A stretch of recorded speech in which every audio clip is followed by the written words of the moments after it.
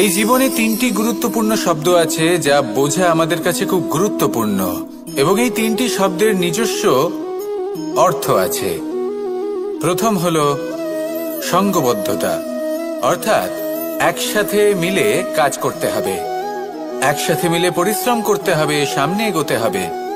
এরকম করতে পারলে আপনার শক্তি বৃদ্ধি পাবে, আপনার ক্ষমতা বৃদ্ধি পাবে, আপনি এগোতে পারবেন এবং অনেক দূরে যেতে পারবেন। দ্বিতীয় হলো আত্মবিশ্বাস। হেরে যাওয়া বস্তুও আবার জিতে নিতে পারবেন। যদি আপনার নিজের আত্মবিশ্বাস থাকে তাহলে আপনি কখনো পরাজিত হবেন না। এবং তৃতীয় হলো অহংকার। জয়লাভ করার পরেও কিন্তু এটা আপনাকে পরাজিত করতে পারে। সেই জন্য জীবনে সঙ্গবদ্ধ হন, আত্মবিশ্বাস রাখুন, কিন্তু কখনোই অহংকার করবেন না। এই অহংকার আপনার থেকে সব কিছু কেড়ে নিতে পারে। এই অহংকারের জন্যই মথুরাপতি কংস নিজের পতনের দিকে অগ্রসর হয়েছিলেন। এই অহংকারকে ত্যাগ করুন আর আমার সাথে ভালোবেসে বলুন, রাধা রাধা। এই সংসারে সব থেকে বেশি কঠিন কাজ কোনটা? কেউ বলবেন যুদ্ধ করা, কেউ বলবেন ধন অর্জন করা, আবার কেউ বলবেন জ্ঞান অর্জন করা সব থেকে বেশি কঠিন। এবার প্রত্যেক ব্যক্তির নিজস্ব অভিজ্ঞতা আছে আর সেই অনুসারে তার নিজস্ব একটা উত্তর আছে। সাধারণভাবে দেখতে গেলে এই সংসারে সব থেকে কঠিন হলো তপস্যা করা, অর্থাৎ সব কিছু ত্যাগ করে তপস্যায় নিজেকে বিলীন করে দেওয়া। এবার এর থেকে বেশি কঠিন এই সংসারে আর কি বা হতে পারে? এই সংসারে, এই সমাজে, নিজের পরিবারের মধ্যে থেকেও ধৈর্য ধরে সামনে অগ্রসর হওয়া, এটা হলো সব থেকে কঠিন কাজ। কারণ যখন আপনি তপস্যা করেন তখন সেখানে আপনার ধৈর্য ভাঙার মতো কেউ থাকেন না, না কোনো বন্ধু, না কোনো আত্মীয়, না কোনো শত্রু, কেউ না। কিন্তু যখন আপনি এই সমাজে, এই পরিবারে থাকেন, কোনো না কোনো ব্যক্তি এসে আপনার ধৈর্যের বাঁধ ভেঙে দেওয়ার ক্ষমতা রাখেন। তারা আপনার ধৈর্যের বাঁধ ভেঙে দেয়, আর কখনো কখনো তারা অনিচ্ছাকৃতভাবেই সেটা করে থাকেন। কারণ তাদের মানসিকতা আপনার থেকে আলাদা, তাদের কর্ম আপনার থেকে আলাদা, তাদের দৃষ্টিভঙ্গি আপনার থেকে আলাদা, জীবন যাপন আপনার থেকে আলাদা। সেক্ষেত্রে আপনি ধৈর্যচ্যুত হন, প্রসন্নতা আপনার থেকে ছিনিয়ে নেওয়া হয়। সেই জন্য এই সংসারে, এই পরিবারের থেকেও ধৈর্য ধরে সামনে অগ্রসর হওয়া কোনো পর্বতের শিখরে গিয়ে তপস্যা করার থেকেও অনেক বেশি কঠিন। আর যে ব্যক্তি এই সমাজেই, এই পরিবারে, সেই সকল মানুষের মধ্যে থেকে গিয়েও ধৈর্য ধরে অগ্রসর হতে থাকেন, যারা এই কাজটা শিখে নিতে পারেন, তারাই কিন্তু জীবনে আনন্দ লাভ করতে পারেন। এই ধৈর্যই শেষে আপনার জীবনে প্রসন্নতা বহন করে আনবে। তাই ধৈর্য ধরে জীবনের পথে অগ্রসর হন আর আমার সাথে ভালোবেসে বলুন, রাধা রাধা। আমরা যখনই কোনো গাছের চারা রোপণ করি তখন সবার আগে পরীক্ষা করে দেখি যে যেখানে আমরা চারা রোপণ করতে চলেছি সেখানকার মাটি আদৌ উর্বর কিনা, সেই মাটি সেই চারাকে বাড়তে সাহায্য করবে কিনা।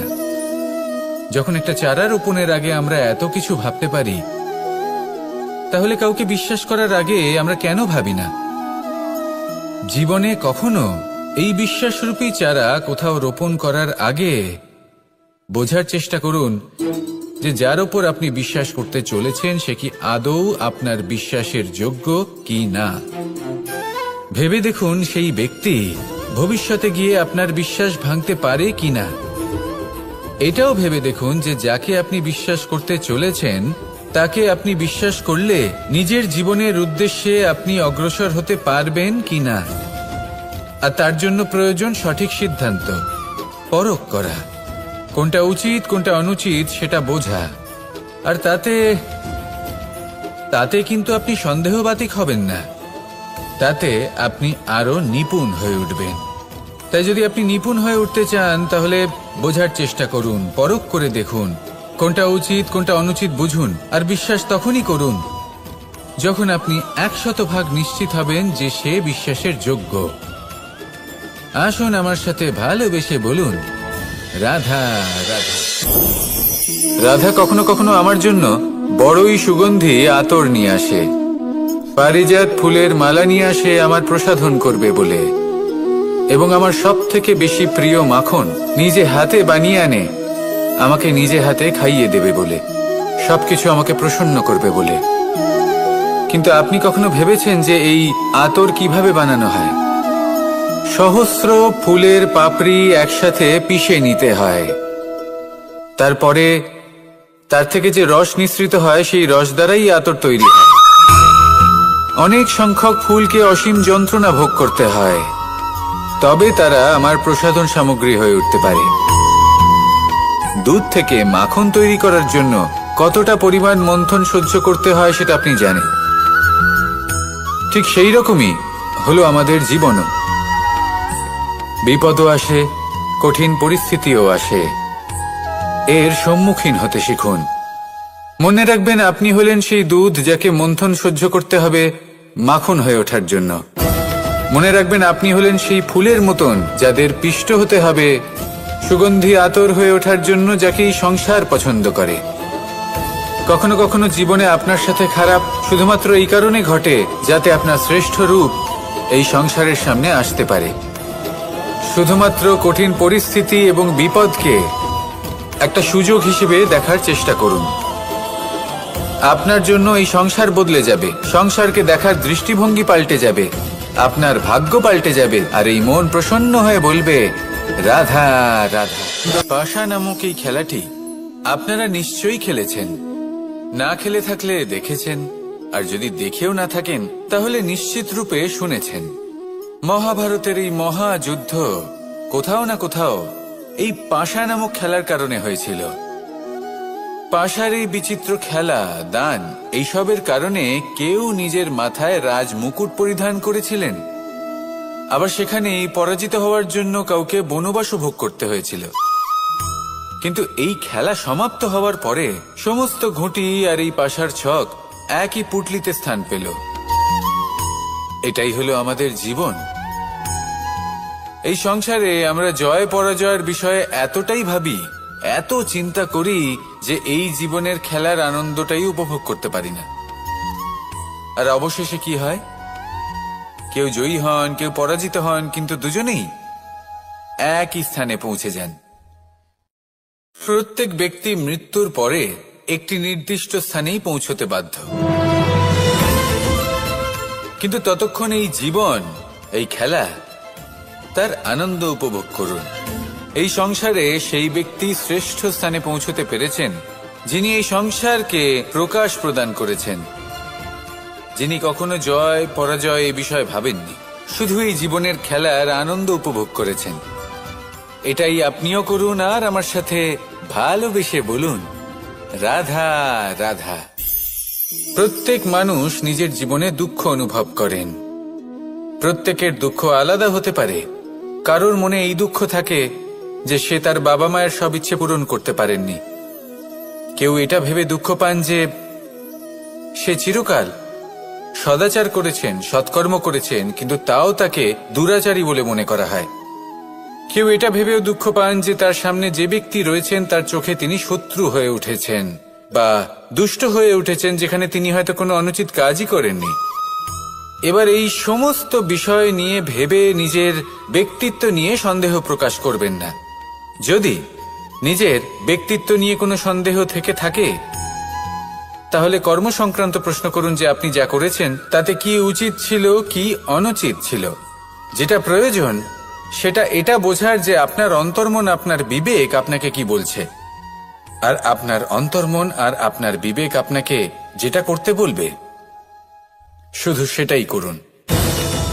আর তারপরে এই সংসার কি বলবে, কি ভাববে সেসব নিয়ে ভাবতে যাবেন না, কারণ এই সংসার তো ঈশ্বরকেও প্রশ্ন করে থাকে, ঈশ্বরকেও দোষী মনে করে। কখনো কখনো যখন কোনো ঘটনা মানুষের ইচ্ছা অনুযায়ী ঘটে না, তখন মানুষ এটা বলে যে হে ঈশ্বর, আপনি আমার পাশে থাকলেন না, আপনি বড়ই কঠোর, এটা আপনার দোষ। যেখানে বেশিরভাগ সময় হয়তো সে নিজেই নিজের কর্মফল ভোগ করছে। আর কখনো কখনো ঈশ্বর হয়তো তার জন্য আরো ভালো কোনো পরিকল্পনা করে রেখেছেন, কিন্তু মানুষ সেটা বুঝতে পারে না। তাই দিনের শেষে যেটা প্রয়োজন সেটা হলো নিজের মনের কথা বুঝতে হবে। আপনার বিবেক কি বলছে শুধু সেটাই করুন আর সামনে এগোতে থাকুন। আমার সাথে ভালোবেসে বলুন, রাধা রাধা। পরিবর্তন, এটা হলো সৃষ্টির অমূল্য নিয়ম। এই সংসারে সবকিছু সময়ান্তরে পরিবর্তিত হয়, এই সময়ও পরিবর্তিত হয়। পরিবর্তন চিরকাল হয়ে এসেছে আর চিরকাল হতে থাকবে, কিন্তু এবার আমরা সেই পরিবর্তন কিভাবে লাভ করব যেটা আমাদের প্রয়োজন, যেটা আমরা চাই। আমরা জীবনে বিকাশ চাই। এই বিকাশ কিভাবে লাভ করতে পারি? এই প্রকৃতি কিন্তু আমাদের অত্যন্ত উত্তম উদাহরণ দিয়ে বুঝিয়েছে। একটি বিন্দুর উদাহরণ দিয়েছে যা ভবিষ্যতে একটা বিশাল নদীর আকার ধারণ করে। এটা কিভাবে হয়? মেঘ থেকে একটি বিন্দু ঝরে পড়ে সেই পর্বতের ওপর যেখানে হিম আছে। সেই হিমের সংস্পর্শে আসা মাত্র সেই বিন্দুর সাথে আরো বেশ কিছু বিন্দু যুক্ত হয়। তারপর তারা অগ্রসর হয়, আরো কিছু বিন্দু যুক্ত হয়, আস্তে আস্তে একটা ক্ষীণ ধারার রূপ ধারণ করে এবং সেটাই ভবিষ্যতে আরো এগোতে থাকে। অনেকটা যাওয়ার পর যখন অনেক সংখ্যক বিন্দু একসাথে যুক্ত হয় তখন সেটা বিশাল নদীর আকার ধারণ করে। এবার আমরা মানুষ বলে আমাদের সাথে এই নিয়মের অন্যথা হয় তা নয়। আমরাও এই প্রকৃতির অংশ, আমাদের ক্ষেত্রেও একই নিয়ম প্রযোজ্য। যখন পরিশ্রম করে অনেক সংখ্যক বিন্দু আমরা একত্রিত করব তখনই পরিবর্তনের নদী প্রবাহিত হবে। প্রয়োজন হলো নিরন্তর পরিশ্রম করা এবং ধৈর্য ধরা। এটা করতে থাকুন, জীবনে সবকিছু লাভ করতে পারবেন, কারণ প্রকৃতি আমাদের এটাই শিখিয়েছে। আর আমরা এই ব্রহ্মরই একটি অংশ, যার দ্বারা এই ব্রহ্মাণ্ড নির্মিত। আসুন আমার সাথে ভালোবেসে বলুন, রাধা রাধা। কখনো এই প্রকৃতির দিকে তাকিয়ে থাকবেন। এই প্রকৃতি অনেক ধরনের শিক্ষা দেয়। কোন একটা গাছকে দেখুন কিভাবে সে মাটি থেকে জল শুষে নেয়। সে ঝড় হোক বা হোক কড়া রোদ সব সহ্য করে এবং অবশেষে সে ফল ধারণ করে।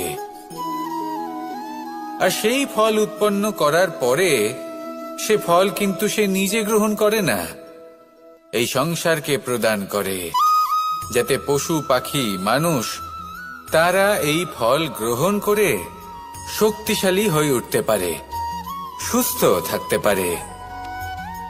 সেভাবেই নদী, সরোবর এরা নিজেরাও কিন্তু নিজেদের জল গ্রহণ করে না, মাটিকে প্রদান করে, পশু পাখিকে প্রদান করে। সূর্য নিজেও নিজের জন্য প্রজ্বলিত হয় না, সে প্রকাশ ছড়িয়ে দিতে চায় আমাদের সবার কাছে, সে আলো পৌঁছে দিতে চায়। এই প্রত্যেকের কর্মে পরমার্থ নিহিত আছে, আর সেই জন্যই এদের সকলকে পুজো করা হয়। তাই মনে রাখবেন, আপনার কাছে জীবন যাপনের অতিরিক্ত যা কিছুই আছে তা পরমার্থের জন্য। তাহলে তার সদ্ব্যবহার করুন আর আমার সাথে ভালোবেসে বলুন, রাধা রাধা। আমরা প্রত্যেকেই অবশ্যই এমন সময় দেখেছি যখন অনেকগুলো সমস্যা একসাথে আমাদের জীবনে এসে পড়ে। সমস্যা আমাদের প্রত্যেকের জীবনেই থাকে। আমরা তার সমাধান খুঁজতে চেষ্টা করি, কখনো সমাধান খুঁজে পাই, আবার কখনো যতই চেষ্টা করি না কেন কোনো সমাধান খুঁজেই পাই না। আর যখন এটা হয় তখন মানুষ অত্যন্ত বিচলিত হয়ে পড়েন। নিজের আত্মীয় স্বজন, নিজের বন্ধু বা সংসার এদের ওপরে এই দোষ চাপিয়ে দেন যে এদের জন্যই এই সমস্যা এসেছে। এবার যদি আমি আপনাকে কোনো পরামর্শ দিই তাহলে এটাই বলবো যে দৃষ্টিভঙ্গি পাল্টে দেখুন।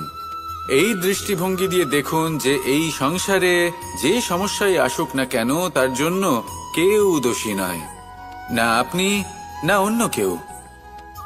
এই পুরো খেলাটাই আপনার মানসিকতা, আপনার দৃষ্টিভঙ্গির, আপনার মনের। কিভাবে বোঝাচ্ছি? যখন আমাদের মন শক্ত থাকে তখন কঠিন থেকে কঠিনতর পরিস্থিতিও আমাদের জীবনে খুব বেশি হলে প্রতিস্পর্ধা হয়ে থেকে যায়। সেখানে যদি আমাদের মন দুর্বল থাকে, তখন অল্প কঠিন পরিস্থিতিও আমাদের কাছে খুব বড় সমস্যা হয়ে যায়, তাই না? একটা শক্ত মন কঠিন পরিস্থিতিকে প্রতিস্পর্ধা হিসেবে দেখে আর তার মধ্যে ওটা সুযোগ খুঁজে নেয়। আমাদের শুধু এটাই করতে হবে। এই সংসারে অন্য কাউকে দোষী মনে করলে আপনার সমস্যা দূর হয়ে যাবে না। সেই জন্য এই সংসারকে দোষ দেওয়ার বদলে এই সমস্যার মূলে চলে যান, সেটাকে বুঝুন, নিজের এই মনকে শক্ত করে তুলুন। যদি আপনার মন শক্তিশালী হয়, তাহলে এই সংসারে অনেক বড় বড় কঠিন থেকে কঠিনতর পরিস্থিতিও যদি আসে, আপনার জীবনে যতই বড় বড় সমস্যা আসুক না কেন, আপনার লক্ষ্য লাভে বাধা দিতে পারবে না। আসুন আমার সাথে ভালোবেসে বলুন, রাধা রাধা। আমরা সবাই পাথর দেখেছি, পর্বতও দেখেছি, শুকনো পাতাও দেখেছি, শ্যামল বনানীও দেখেছি। কখনো ভেবেছেন পাথরের অস্তিত্ব কিন্তু ততক্ষণ পর্যন্ত যতক্ষণ সে পর্বতের গায়ে আটকে থাকে। যখন সেই পর্বত থেকে সেই পাথর ভিন্ন হয়ে যায় ও নিজের অস্তিত্ব হারিয়ে ফেলে।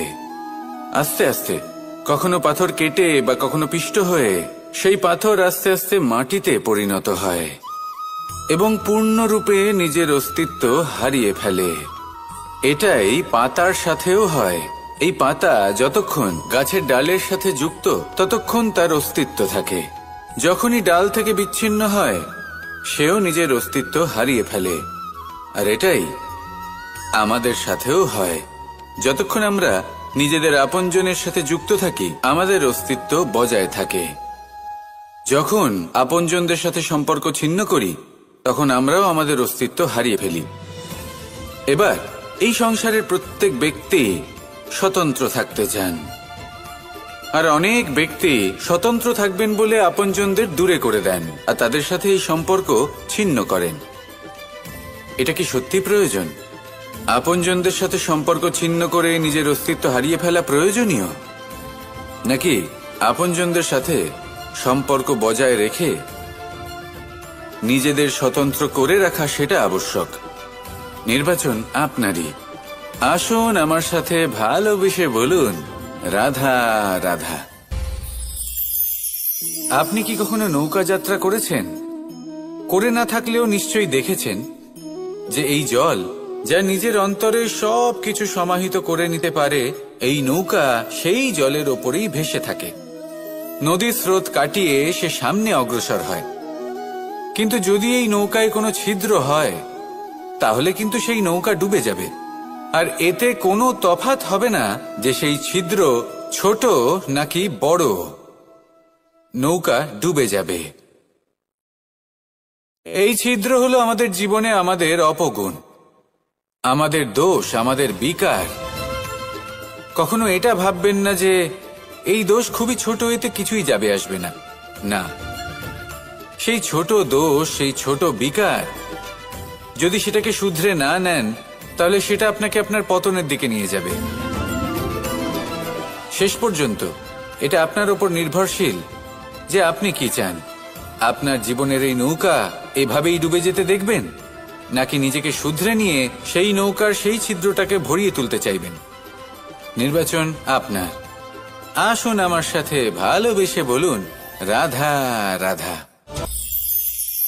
জল, জলই পৃথিবীতে বেঁচে থাকার জন্য আবশ্যক তো বটেই, কিন্তু এই জল আমাদের একটা অত্যন্ত গুরুত্বপূর্ণ শিক্ষা প্রদান করে। কখনো এই জলকে দেখেছেন?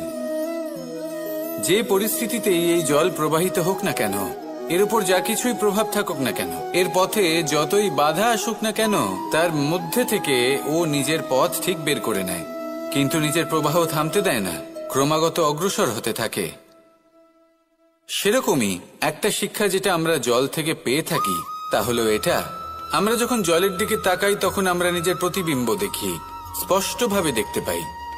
কিন্তু তখনই দেখতে পাই যখন এই জল শান্ত থাকে, স্থির থাকে। যদি এই জল অশান্ত হয়ে থাকে, স্থির না হয়, তাহলে আমরা এতে নিজের প্রতিবিম্ব দেখতে পাই না। এটাই আমাদের মনের সাথেও হয়ে থাকে। যখনই জীবনে কোনো সংকট আসে, যদি আমরা শান্ত মনে, স্থির মনে সিদ্ধান্ত নিই, তাহলে সেটা এমন একটা শীতল সিদ্ধান্ত হবে যেটা আমাদের ভবিষ্যৎকে একটা শ্রেষ্ঠ স্থানে নিয়ে যাবে। যদি এই মন অশান্ত হয়, বিচলিত হয়, পীড়িত হয়, দুঃখিত হয়ে থাকে, রুষ্ট হয়ে থাকে, তাহলে অনেক সময় আমরা এমন সিদ্ধান্ত নিই যেটা আমাদের জন্য অনুচিত প্রমাণিত হয়। যখন আপনি ক্রুদ্ধ ছিলেন বা দুঃখের বশে ছিলেন, তখন অনেক সময় হয়তো এমন সিদ্ধান্ত নিয়েছেন যেটার জন্য ভবিষ্যতে আপনি অনুশোচনা করেছেন। এবার দেখুন, এই আবেগগুলো থেকে আমরা পালাতে পারবো না, কিন্তু এই আবেগগুলো আপনার উপর কতটা প্রভাব ফেলবে সেটা আমরা অবশ্যই ঠিক করতে পারি। এই মনকে আমরা নিয়ন্ত্রণ করতে পারি। এটাই করুন, চিন্তা করুন, এই মনকে শান্ত রাখুন, স্থির হতে চেষ্টা করুন, আর তারপরে সিদ্ধান্ত নিন। আসুন আমার সাথে ভালোবেসে বলুন, রাধা রাধা। এই সংসারে ভৌতিক বস্তুরও নিয়তি আছে। যারাই এই সংসারে আসে বা উৎপন্ন হয়, তারা কিছুমাত্র সময় পর্যন্তই এখানে থাকতে পারে, আর তারপরে সেও লুপ্ত হয়ে যায়, অর্থাৎ সে নিজেও এই পঞ্চমহাভূতে সমাহিত হয়ে যায়। আমাদের সাথেও ঠিক এটাই হয়। সেই জন্যই ঈশ্বর দ্বারা প্রদত্ত এই উপহারের বিষয়ে ভাবুন, এই জীবনের বিষয়ে ভাবুন। ঠিক যেমন বিশ্বাস ভঙ্গ হলে কোনো ব্যক্তি আমাদের কাছে অপরিচিত হয়ে যান, ঠিক সেরকমই শেষ নিঃশ্বাস ত্যাগের পর এই শরীরও আমাদের কাছে পরই হয়ে যায়। তাই এই শরীর থাকাকালীন শ্রেষ্ঠভাবে একে সদ্ব্যবহার করুন, এই জীবনে শ্রেষ্ঠ কর্ম করুন। আর এই জীবনকে শ্রেষ্ঠভাবে যাপন করার জন্য কিছু কথা বোঝা প্রয়োজনীয়। যদি আপনি কারোর প্রশংসা করেন, তাহলে পূর্ণ হৃদয় দিয়ে করুন। যদি আপনি হস্তক্ষেপ করে থাকেন, তাহলে মস্তিষ্ক দ্বারা করুন। যদি আপনি সমীক্ষা করেন, তাহলে বিবেক দ্বারা করুন। যদি আপনি ধন অর্জন করতে চান, তাহলে নীতি অনুসারে চলুন। যদি জীবনযাপন করতে চান, তাহলে রীতি মেনে করুন। আর যদি ঈশ্বরের ভজন করতে চান, তাহলে ভক্তিভাব নিয়ে করুন। শুধু এই কথা মনে রাখবেন যে আপনার এই জীবন কিন্তু অনিশ্চিত কাল পর্যন্তই আছে। কতক্ষণ আছে সেটা কেউ জানে না। তাই কিছু মুহূর্ত যেটা যাপন করতে আমরা এখানে এসেছি, সেখানে ক্রোধ, অহংকার, ঈর্ষা, এইসব আবেগের কি গুরুত্ব বলুন তো? এগুলো ত্যাগ করুন। মানুষকে ক্ষমা করতে শিখুন, আস্তে আস্তে বিশ্বাস করতে শিখুন। এই সংসারে নিঃস্বার্থভাবে প্রেম করতে শিখুন, আর সবার মধ্যে আনন্দ বিতরণ করুন। তাই এই সব গুণ যদি আপনি আত্মসাৎ করতে পারেন, তাহলে আপনার জীবনে শুধু আনন্দ এবং আনন্দই বিরাজমান হবে। আসুন আমার সাথে ভালোবেসে বলুন, রাধা রাধা। এবার কখনো কখনো জীবনে আমাদের মনে হয় যে চতুর্দিকে শুধুমাত্র অন্ধকারই হয়ে আছে। প্রত্যেকেরই তা কখনো মনে হয়। আর তখনই আমাদের নিরাশ হলে চলবে না, আমাদের দুঃখী হলে চলবে না। সেই সময় আমাদের খুঁজতে হবে নিজেদের আশেপাশে, চতুর্দিকে, আর কোথাও না কোথাও আমরা প্রকাশ অবশ্যই দেখতে পাব, আশার একটা কিরণ অবশ্যই দেখতে পাব। কেউ এমন একটা কর্ম করেন যেটা দেখে আমরা প্রেরিত হয়ে যাই, আর এমন কোনো কর্ম যদি আপনারা করেন, তাহলে সেই কর্ম আপনার মনকে প্রসন্ন ভাব, আনন্দ এবং ভালোবাসা দ্বারা ভরিয়ে তুলবে। আপনার অন্তরের সেই অন্ধকারের অন্ত করবে, দুঃখেরও অন্ত করবে। আর এই মন প্রসন্ন ভাব নিয়ে বলবে, রাধা রাধা। যদি কোনো সিংহ বানরের মতো গাছে চড়তে চেষ্টা করে, তাহলে কি হবে? একটা মাছ যদি মাটিতে হাঁটতে চেষ্টা করে, তাহলে কি হবে? তারা বিফলই হবে। কিন্তু এরকম কেন হয়? তার কারণ হলো প্রকৃতির রচনা কিছুটা এরকম। এখানে প্রত্যেকটি ব্যক্তিকে, প্রত্যেকটি প্রাণীকে আলাদা আলাদা গুণের অধিকারী করা হয়েছে, এবং সকলকে একটা সীমাও প্রদান করা হয়েছে। এবার এই যে বৃক্ষ, পশু, পাখি, এদের মধ্যে সেই ক্ষমতাই নেই যে এরা নিজেদের যাচাই করতে পারবে, নিজেদের সীমাগুলো বুঝতে পারবে। নিজেদের সদ্গুণগুলো চিনতে পারবে, এরা সেটা করতে পারবে না। কিন্তু মানুষ তো আলাদা। মানুষের কাছে সেই বিশেষ শক্তি আছে যে তারা পূর্ণরূপে নিজেদের যাচাই করতে পারবে, নিজেকে পূর্ণরূপে বুঝতে পারবে, নিজের দোষ, নিজের অপগুণ, নিজের সদ্গুণ, নিজেদের সীমাগুলো তারা বুঝতে পারবে। আর এটা অত্যন্ত গুরুত্বপূর্ণ। কথায় আছে যে যদি সাফল্য লাভ করতে হয় তাহলে নিজেকে যাচাই করে নিতে হবে। তাই নিজেকে যাচাই করুন, নিজের সাথে পরিচিত হয়ে যান এবং জীবনে কর্ম করতে থাকুন। সাফল্যের শিখরে অবশ্যই পৌঁছে যাবেন। আর ওখানে যদি যান তাহলে এই মন প্রসন্ন হয়ে অবশ্যই বলবে, রাধা রাধা। বনের মধ্যে যদি আপনি কোনো বিষাক্ত সাপ দেখেন তাহলে কি করবেন? আপনি তখনই তার থেকে দূরে পালাতে চেষ্টা করবেন। আর এটা কেন করবেন? নিজের রক্ষার্থে। এই কথা আমি নয় মেনে নিলাম, কিন্তু নিজের জীবনে এটা করেন না কেন? আপনি যেখানেই যান, যে স্থানেই যান না কেন, প্রত্যেক সময়, প্রত্যেক মুহূর্তে এমন বিষাক্ত সাপ আপনি অবশ্যই খুঁজে পাবেন। আর সেই সাপ নয় যাদের আপনি বনে খুঁজে পাবেন, এরা হলো সেই সাপ যা আপনাকে পাপ করতে বাধ্য করবে।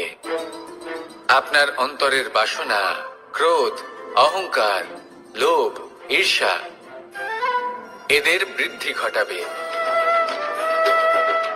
দেখুন, বনের এই সাপ আপনাকে একবার ছেড়ে দিতেও পারে, ছোবল নাও মারতে পারে, কিন্তু এই যে পাপরূপী সাপ আছে তা অবশ্যই ছোবল মারবে। কর্ম যদি করেন তাহলে অবশ্যই ফল পাবেন। সেই জন্য যখনই কোথাও যাবেন, যদি এমন কাউকে দেখেন, যদি এমন কিছু দেখেন যে আপনাকে পাপ করতে বাধ্য করছে, তাহলে সেই মুহূর্তে সেখান থেকে পালিয়ে যান।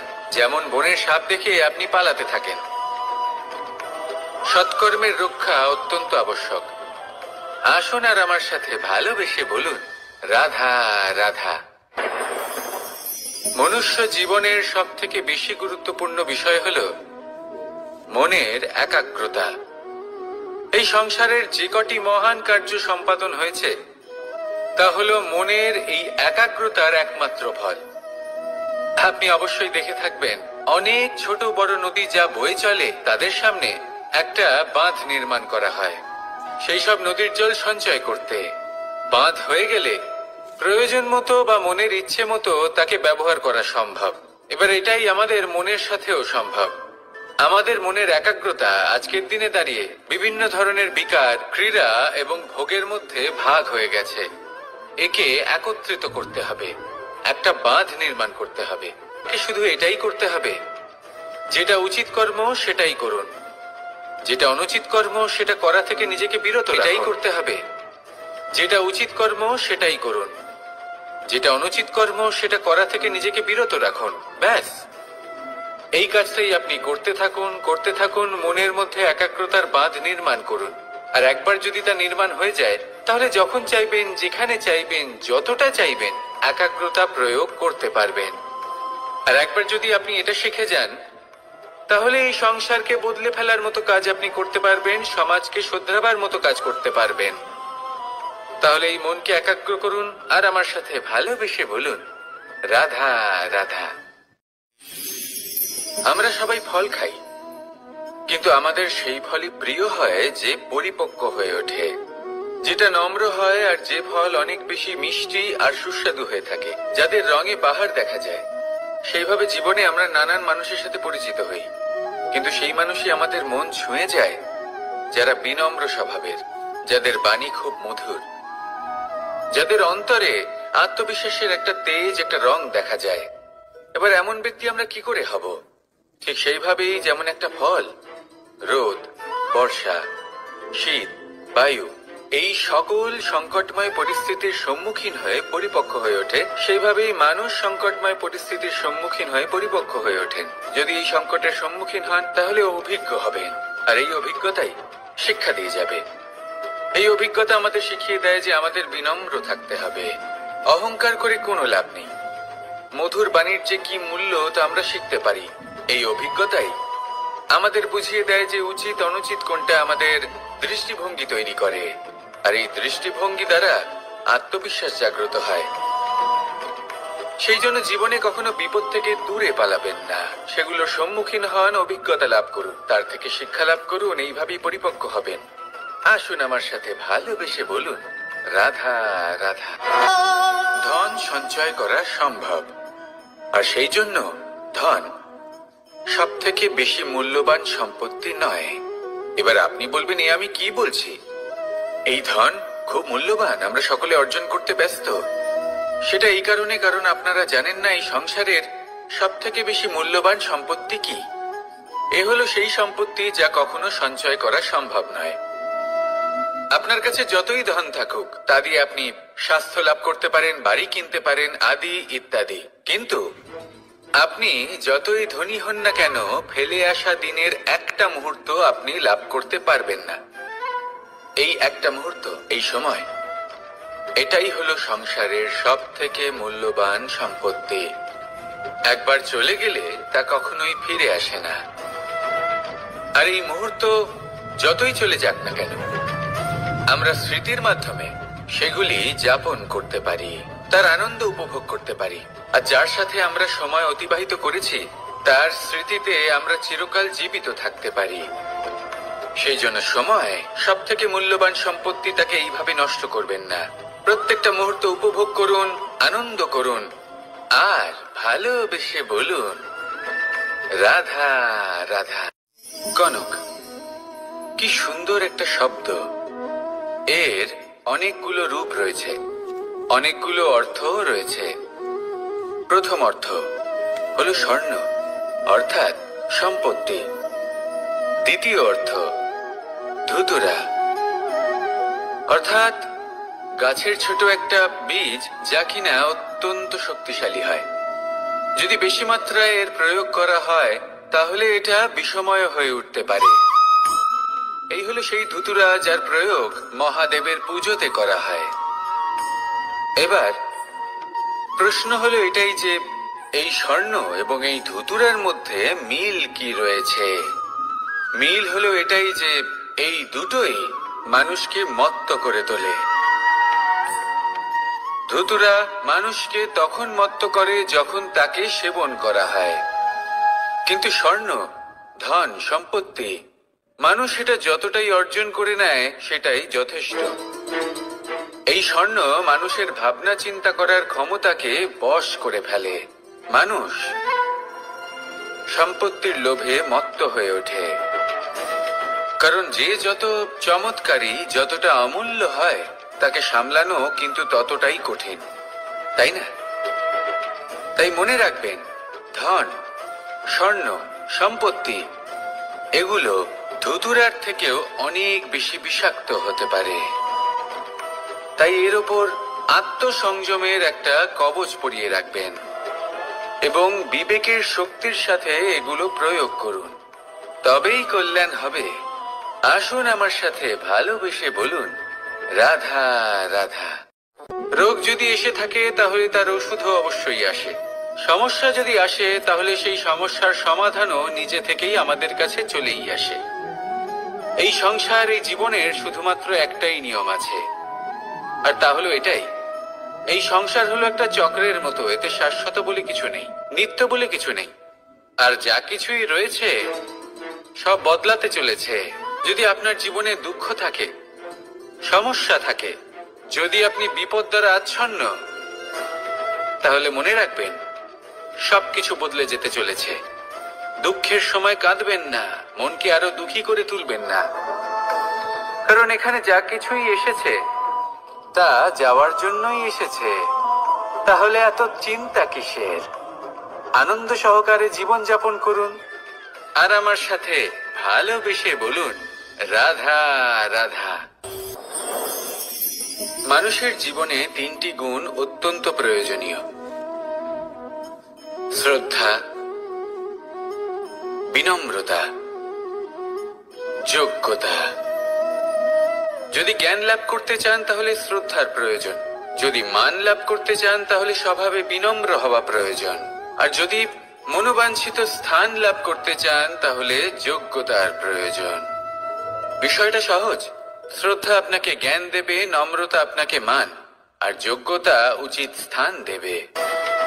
কিন্তু যদি আপনি এই তিনটি গুণ সম্মিলিত করেন তাহলে এমন কিছু লাভ করবেন যা এই সব কিছুর থেকে অনেক ঊর্ধ্বে। সম্মান।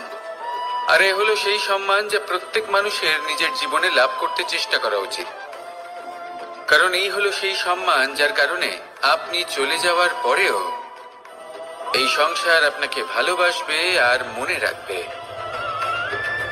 আসুন আমার সাথে ভালোবেসে বলুন, রাধা রাধা। জীবনে গতি অত্যন্ত গুরুত্বপূর্ণ, মতিও হলো গুরুত্বপূর্ণ, এবং তার থেকেও বেশি গুরুত্বপূর্ণ হলো সঙ্গতি। একটা জলের ফোঁটা, তার মধ্যে গতি থাকে, প্রকৃতির মধ্যে তা লাভ করার ইচ্ছে নিহিত থাকে, কিন্তু এই যে সঙ্গতি তা নির্ধারিত করে যে এই জলের ফোঁটা ঝিনুকের মুখে পড়ে মুক্ততে পরিণত হবে নাকি বিষাক্ত সাপের মুখে পড়ে বিষে পরিণত হবে।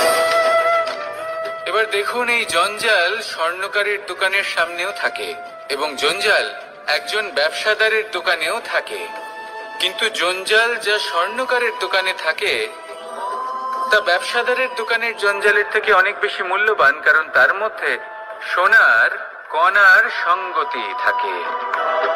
সেই জন্য জীবনে সঙ্গতির উপর বিশেষ গুরুত্ব দেবেন। যেমন সঙ্গতি তেমনই আপনি হবেন। আসুন আমার সাথে ভালোবেসে বলুন, রাধা রাধা। প্রত্যেক প্রাণী ভালোভাবে জীবন যাপন করতে চান, এটা তাদের স্বভাবে আছে এবং ভাবাটা অনুচিত নয়। কিন্তু একটা ভালো জীবনের গুরুত্বপূর্ণ অংশ কোনটা? বসবাসের স্থান, সেই স্থান যেখানে আমরা জীবন অতিবাহিত করি। এবার মানুষ ভাবতে পারেন যে একটা ভালো বাসস্থানের অর্থ কি?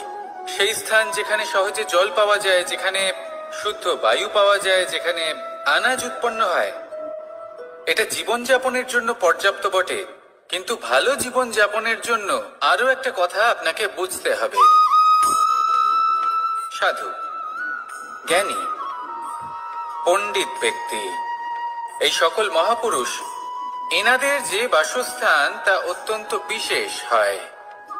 এখানে এক ধরনের বিশেষ ইতিবাচক শক্তি থাকে, এমন একটা স্থান যেখানে দেবতারাও বিচরণ করেন। জীবন আমরা সবাই যাপন করি, কিন্তু জীবনের উদ্দেশ্য শুধুমাত্র জীবন যাপন করা নয়। জীবনের উদ্দেশ্য হলো মুক্তি লাভ করা। আর এই সকল সাধু, জ্ঞানী, পণ্ডিত ব্যক্তি, এই সকল মহাপুরুষ আপনাকে মুক্তির পথে নিয়ে যেতে পারেন, কারণ এরা হলেন সেই মহাপুরুষ যারা নিজেদের অন্তরের বিকার, অহংকার, ক্রোধ, বিদ্বেষ এই সকল দোষগুলিকে ত্যাগ করেছেন, এদের ওপর বিজয় লাভ করেছেন। এমনই একজন ব্যক্তি আপনাকে মুক্তির পথে নিয়ে যেতে পারে। প্রয়োজন হলো শুধুই এনাদের চিনতে পারা, এদের কথা বুঝতে পারা এবং এদের দেখানো পথে চলা। যদি আপনি এটা করতে পারেন তাহলে এই মন প্রফুল্ল হয়ে বলবে, রাধা রাধা।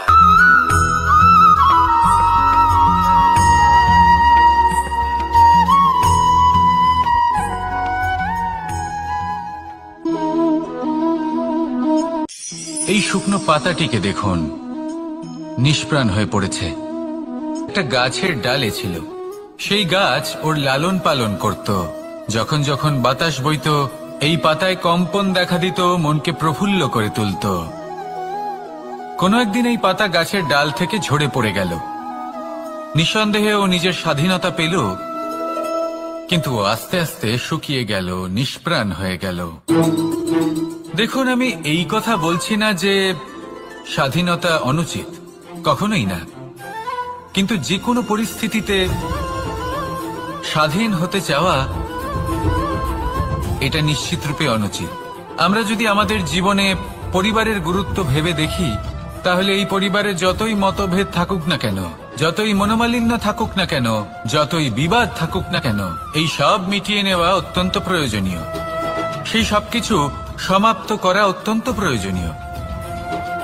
কখনো এই পরিবারকে ভাঙতে দেবেন না, কখনো এই পরিবার থেকে দূরে চলে যাবেন না। এই পরিবার হলো আমাদের জীবনের একটা অমূল্য সম্পদ, অমূল্য এক আশ্রয়, যা এই সংসারে হয়তো কোথাও আপনি পাবেন না। তাই একে আগলে রাখুন। পরিবার সেই গাছ, আসুন আমার সাথে ভালোবেসে বলুন রাধা। সেই গাছ, আসুন আমার সাথে ভালোবেসে বলুন রাধা রাধা।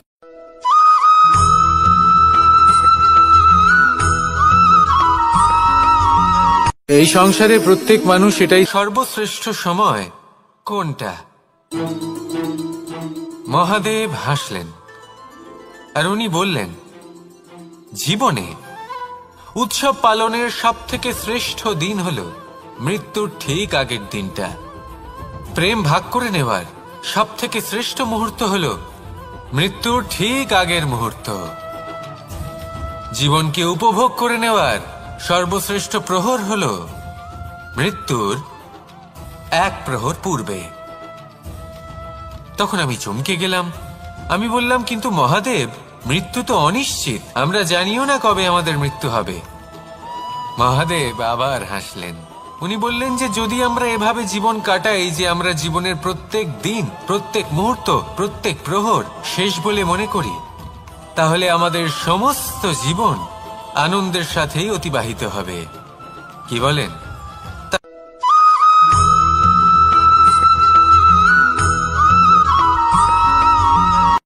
সংসারে আমাদের জীবনে যখন কোনো সুখ বা দুঃখ আসে, তার জন্য আমরা কাউকে না কাউকে অবশ্যই দায়ী করে থাকি, তাই না? এই ব্যক্তি আমাদের সাথে এরকম কাজ করেছেন, তাই আমার সাথে এমন হলো। ওই ব্যক্তি যদি এমনটা না করতেন, তাহলে আজ আমি ওই স্থানে পৌঁছতে পারতাম। সবই আপনার দৃষ্টিভঙ্গির ওপর নির্ভরশীল, আর যদি আপনার দৃষ্টিভঙ্গি এমন হয়, তাহলে তা অনুচিত। সত্যি কথা বলতে, এই সংসারে ভিন্ন ভিন্ন ধরনের মানুষ আছে। এটা আপনার উপর নির্ভর করছে কিভাবে তাদের স্বাগত জানাবেন। একবার ভাবুন, আমি আমার দুটো হাত সামনে নিয়ে এলাম, দুটো মুঠো খুলে দিলাম। দুই প্রকারের মানুষ আসবেন, কিছু না কিছু দিয়ে যাবেন। এই মুঠো যদি আমি বন্ধ করে দিই, তাহলে না কেউ আমাকে কিছু দিতে পারবে, না আমার কিছু যাবে আসবে। নিশ্চয়ই বুঝতে পারছেন এই দুই ধরনের ব্যক্তি কারা এবং তারা কি দিয়ে যান। আমি যদি নিজের মুঠো খুলে দিই, তাহলে কিছু ভালো মানুষ আসবেন, আমাকে আনন্দ, সন্তুষ্টি, জ্ঞান প্রদান করে যাবেন, ভালো অভিজ্ঞতা দিয়ে যাবেন। কোনো খারাপ ব্যক্তি যদি আসেন, তাহলে তিনিও খারাপ অভিজ্ঞতা দেবেন, যার থেকে আমি শিক্ষা লাভ করব। এই সব কিছু আমি লাভ করতে পারি। মুঠো যদি বন্ধ করে রাখি, তাহলে আমি কিছুই পাবো না। দেখুন, এই সংসারে প্রত্যেকের জীবনে এইরকম। প্রত্যেকের জীবনে সবকিছুই আছে, ভালো খারাপ দুই মানুষই আছে। ভালো অভিজ্ঞতা আছে, খারাপ অভিজ্ঞতা আছে। নির্ভর করছে আপনার উপর যে আপনি কি করবেন, এনাদের স্বাগত কিভাবে জানাবেন, কার থেকে কি বুঝবেন, কি শিখতে পারবেন, আর কোন দৃষ্টিভঙ্গি নিয়ে অগ্রসর হবেন। এটাই নির্ধারণ করবে যে আপনার জীবন কেমন হবে। আসুন আমার সাথে ভালোবেসে বলুন রাধা রাধা।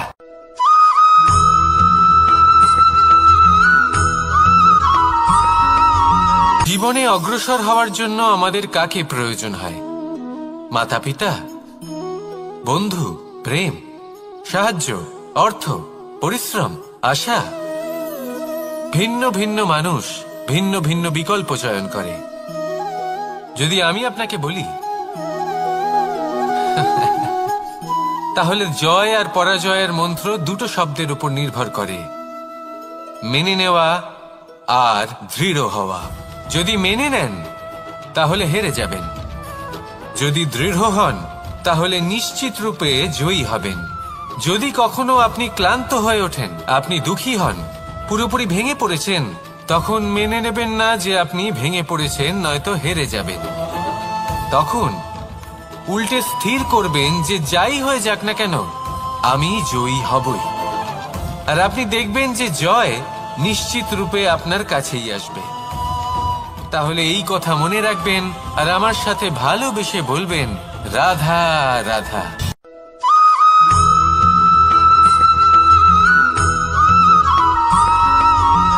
ভালো, শুধু ওনাদের কঠোর ব্যবহার দেখলে আমরা একটু ভয় পেয়ে যাই।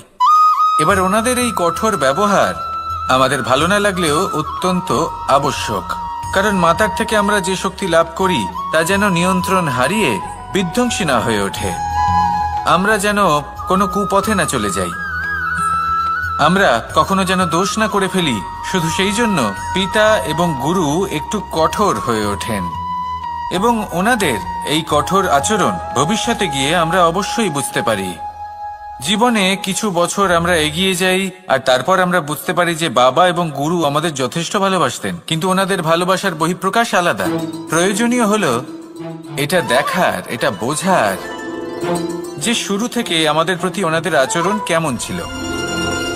ওনাদের কঠোর হওয়ার পেছনে ওনাদের ভালোবাসাটা বোঝার চেষ্টা করুন, ওনাদের চিন্তাটা বোঝার চেষ্টা করুন, ওনাদের পথপ্রদর্শনের আড়ালে আপনার ভবিষ্যতের জন্য যে পরিকল্পনা ওনারা করেছেন সেটা বোঝার চেষ্টা করুন। তখন আপনারা বুঝতে পারবেন ওনাদের ভালোবাসাকে। আপনার মনের মধ্যে আপনা থেকেই ওনাদের প্রতি সম্মান জেগে উঠবে। নিজের পিতা এবং নিজের গুরু এই দুজনের প্রতি কৃতজ্ঞতা প্রকাশ করুন আর আমার সাথে ভালোবেসে বলুন, রাধা রাধা।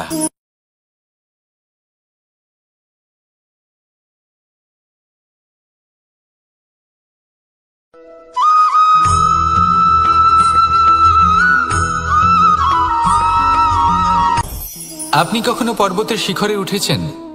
আপনি দেখতে পাবেন পর্বতের পদতলে প্রচুর সুন্দর ফুল রয়েছে, সবুজ বনানী রয়েছে। যত আপনি ওপরে উঠতে থাকবেন তত ফুল কমতে থাকবে, সবুজ বনানী কমতে থাকবে। আরো কিছুটা ওপরে উঠলে কাঁটা জাতীয় গাছ দেখতে পাবেন, শুকনো গাছ দেখতে পাবেন। আরো যদি ওপরে ওঠেন তাহলে পাষাণ দেখতে পাবেন। আরো ওপরে উঠলে হিমখণ্ড দেখতে পাবেন। এই যে পর্বত, তা মনুষ্য জীবনের সবথেকে উত্তম উদাহরণ। মানুষ যখন সাফল্যের শিখরে পৌঁছতে চান, মহানুভবতার শিখরে পৌঁছতে চান, পথে যত আস্তে আস্তে উপরে উঠতে থাকেন ততই ভৌতিক বস্তু তার থেকে বিচ্ছিন্ন হতে থাকে। যদি তিনি সেই ভৌতিক বস্তুগুলি ত্যাগ না করতে পারেন তাহলে কখনোই সেই স্থানে পৌঁছতে পারবেন না। আর মানুষ যদি উচিত ত্যাগ করতে পারেন, পথে অগ্রসর হতে থাকেন, এগোতে থাকেন, তাহলে একদিন না একদিন তিনি মহানুভবতার, জ্ঞানের, সাফল্যের হিমের স্বাদ অবশ্যই লাভ করবেন। মনে রাখবেন, মানব জীবনে ত্যাগ হলো অত্যন্ত গুরুত্বপূর্ণ অংশ। আসুন আমার সাথে ভালোবেসে বলুন, রাধা রাধা।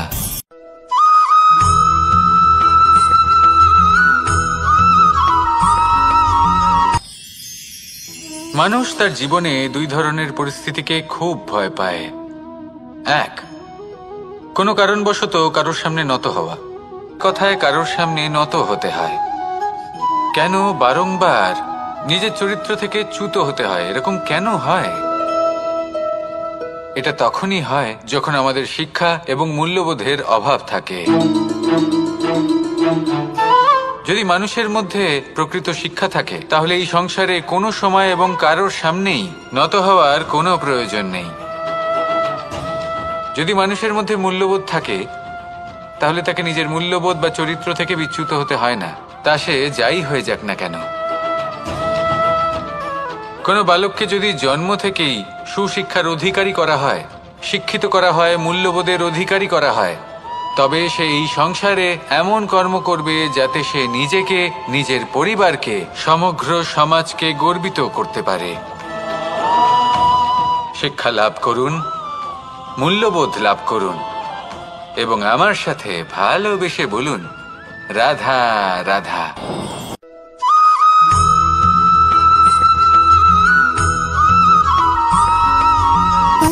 সুখ, দুঃখ এবং শক্তি, এই তিন হলো এই সংসারের ত্রিদেবের মতো।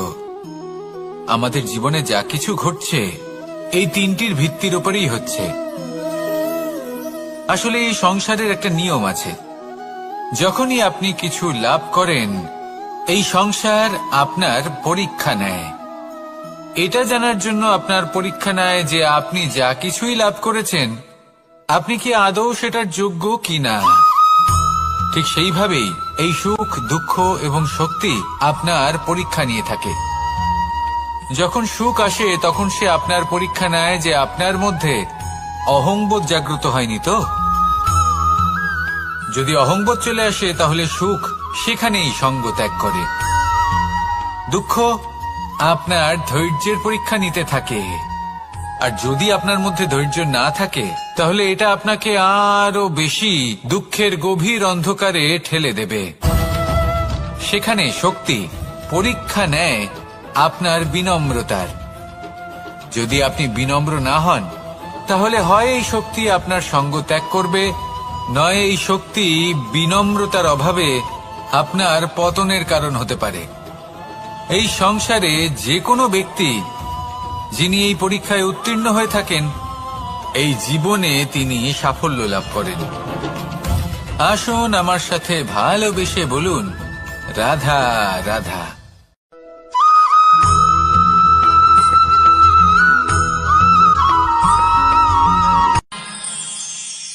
আমরা সবাই সূর্যকে সম্মান কেন করি?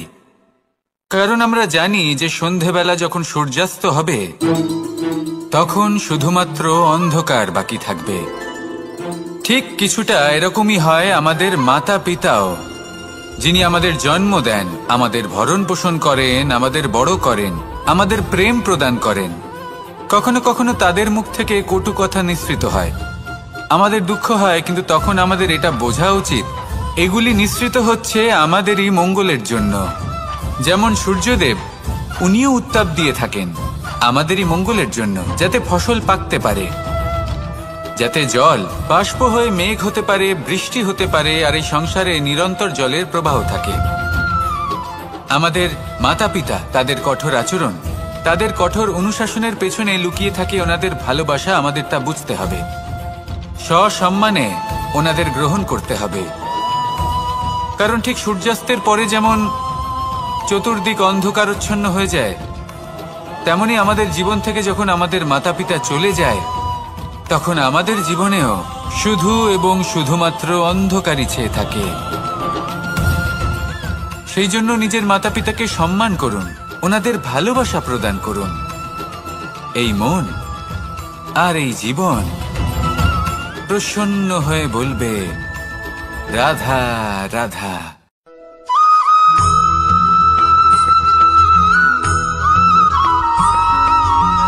এই সংসারে সব থেকে বেশি কোমল বস্তু হলো রেশম। এই রেশম এতটাই কোমল হয় যে এর পুরো একটা থান শুধুমাত্র একটা হাতে ধরা সম্ভব।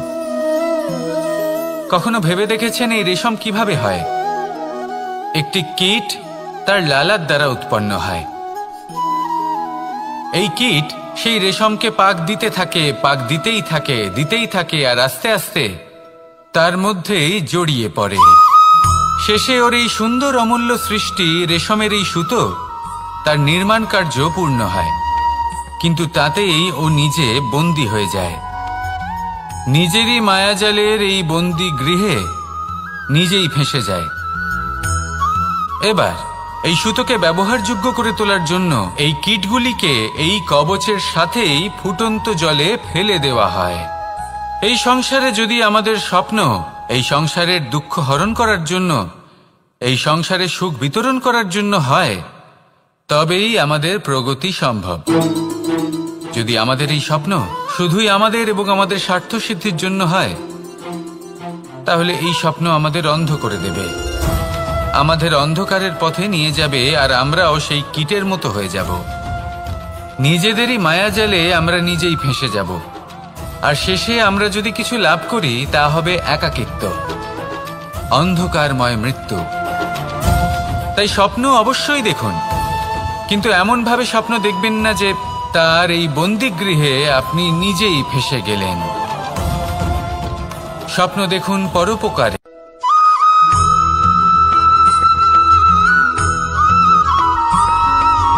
কথায় আছে, প্রত্যেক পুত্র তার পিতার প্রতিচ্ছবি হয়, আর সমস্ত প্রতিচ্ছবি চায় যেন সে তার অস্তিত্ব প্রাপ্ত করতে পারে। পুত্র চায় সে যেন তার পিতার মতো হয়, বা কখনো কখনো তার থেকেও শ্রেষ্ঠ হয়। সেটা কোনো অনুচিত ব্যাপার নয়। অনুচিত তখন হয় যখন পুত্র নিজের পিতার মতো হবার স্বপ্ন পূরণ করতে গিয়ে বা তার থেকেও শ্রেষ্ঠ হওয়ার স্বপ্ন পূরণে অনুচিত পথের আশ্রয় নেয়। কারণ তারপরে সে তার পিতার গুণগুলি আত্মসাৎ করতে চায় না। সে শুধুই এটা চায় যে সংসারের চোখে যেন আমি শ্রেষ্ঠ প্রমাণিত হই। এটা অনুচিত। সংসারে এমন অনেক মানুষ আছেন যারা এই কারণে শ্রেষ্ঠ হওয়ার চেষ্টা করেন যাতে তার পরিবারের তার পিতার সম্মান বৃদ্ধি পায়। এমনও মানুষ থাকেন, আর এটাই হলো পার্থক্য উদ্দেশ্যের। মনে রাখবেন, যদি আপনার উদ্দেশ্য শুভ হয় তাহলে পথও শুভ হবে, যদি আপনার উদ্দেশ্য অশুভ হয় তাহলে পথও অশুভ হবে। তাহলে নিজের পিতার মতো হবার চেষ্টা অবশ্যই করুন, তার থেকেও শ্রেষ্ঠ হওয়ার চেষ্টা অবশ্যই করুন, কিন্তু মনে রাখবেন আপনার সংকল্প আর আপনার উদ্দেশ্য এই দুই শুভ হওয়া উচিত। তাহলে আসুন আর আমার সাথে ভালোবেসে বলুন, রাধা রাধা।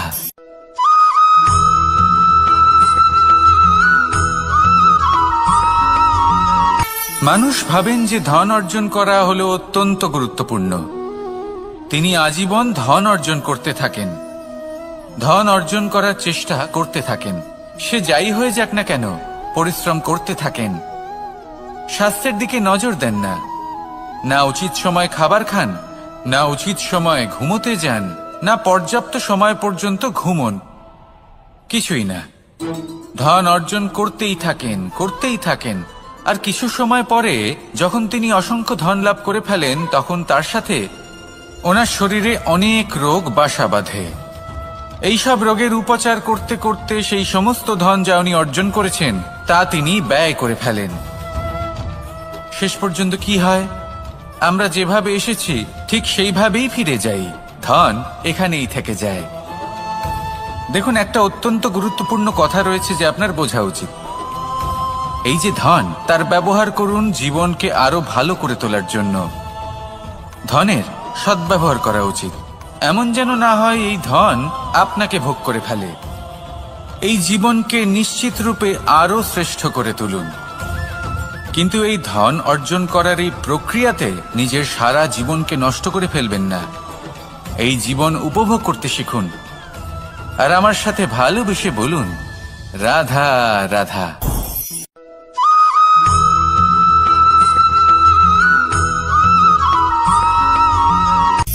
সূচের শেষে একটি ছিদ্র থাকে যার দ্বারা আমরা এই সুতো পরাতে পারি, আর তারপর সূচের সাহায্যে এই সুতো দিয়ে বস্ত্র সেলাই করা যায়। কিন্তু যদি সুতোটা সোজা করে ধরা না হয় তাহলে সূচে কখনো এই সুতো পরানোই সম্ভব নয়। যদি এতে কোনো গিঁট পড়ে তখন তা কখনোই এই ছিদ্র দ্বারা প্রবেশ করা সম্ভব নয়। ঠিক এইভাবেই যদি আপনি কারোর জীবনে প্রবেশ করতে চান, কারোর অন্তরে প্রবেশ করতে চান, তাহলে আপনাকেও সহজ থাকতে হবে। এতে কোনো গিঁট থাকলে চলবে না, অর্থাৎ মনে যাতে কোনো মালিন্য না থাকে, যেন কোনো কুচিন্তা না থাকে। যদি এসব থাকে তাহলে আপনি কখনো কারোর জীবনে প্রবেশ করতে পারবেন না। আর যদি কোনোভাবে আপনি প্রবেশ করেও যান তাহলে তার মনে ঘর করতে পারবেন না। নিজেকে এই সুতোর মতন করে তুলুন, সহজ। মনে যেন কোনো কুচিন্তা না থাকে, সবার প্রতি যেন সদ্ভাবনা থাকে, শুভ চিন্তা থাকে। এমনটা করতে থাকুন। এমন একটা দিন আসবে যেদিন এই সমস্ত সংসারের ব্যক্তির মনে আপনি বাস করবেন, আর তখন এই মন প্রসন্ন হয়ে বলবে, রাধা রাধা।